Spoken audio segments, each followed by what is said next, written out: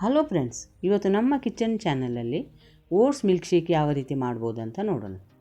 ಈಗ ಎರಡು ಬಾಳೆಯನ್ನು ತಗೊಂಡು ಈ ರೀತಿ ಕಟ್ ಮಾಡ್ಕೊಂಡಿದ್ದೇನೆ.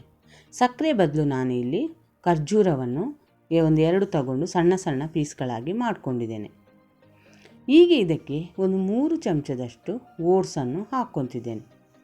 ಫ್ರೆಂಡ್ಸ್, ಈ ಚಾನಲ್ಗೆ ಹೊಸಬರಾದರೆ ಈ ಚಾನಲನ್ನು ಸಬ್ಸ್ಕ್ರೈಬ್ ಮಾಡ್ಕೊಳ್ಳಿ. ಬೆಲ್ ಐಕಾನನ್ನು ಆಲಲ್ಲಿ ಸೆಟ್ ಮಾಡಿದರೆ ನಾನು ಮಾಡೋ ವಿಡಿಯೋ ನಿಮಗೆ ನೋಟಿಫಿಕೇಷನಲ್ಲಿ ಬಂದುಬಿಡುತ್ತೆ. ಈಗ ಇದಕ್ಕೆ 1 ಚಮಚದಷ್ಟು ಕಾಫಿ ಪುಡಿಯನ್ನು ಕೂಡ ಸೇರಿಸ್ಕೊತಿದ್ದೇನೆ. ನೀವು ಯಾವುದೇ ಫ್ಲೇವರ್ ಕಾಫಿ ಪುಡಿ ಬೇಕಾದರೂ ಸೇರಿಸ್ಕೋಬೋದು ಫ್ರೆಂಡ್ಸ್.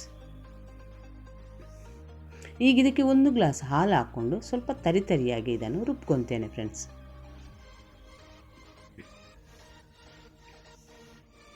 ಈಗ ತರಿಯಾಗಿ ರುಬ್ಕೊಂಡಂಥ ಮಿಲ್ಕನ್ನು ಈಗ ನಾನು ಗ್ಲಾಸಿಗೆ ಹಾಕ್ಕೊತಿದ್ದೇನೆ. ಅದರ ಮಧ್ಯೆ ಸಣ್ಣ ಸಣ್ಣ ಪೀಸ್ ಬಾಳೆಹಣ್ಣು ಸಿಕ್ಕರೆ ತುಂಬ ರುಚಿ ಅನಿಸುತ್ತೆ ಫ್ರೆಂಡ್ಸ್. ಈಗ ಇದಕ್ಕೆ ಸಣ್ಣದಾಗಿ ಪುಡಿ ಮಾಡಿರುವಂಥ ಬಾದಾಮಿಯನ್ನು ಅದರ ಮೇಲ್ಗಡೆ ಸೇರಿಸ್ಕೊತಿದ್ದೇನೆ ಫ್ರೆಂಡ್ಸ್.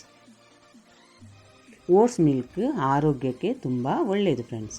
ಈ ವಿಡಿಯೋವನ್ನು ನೀವು ನೋಡಿದ್ದಕ್ಕೆ ಧನ್ಯವಾದಗಳು.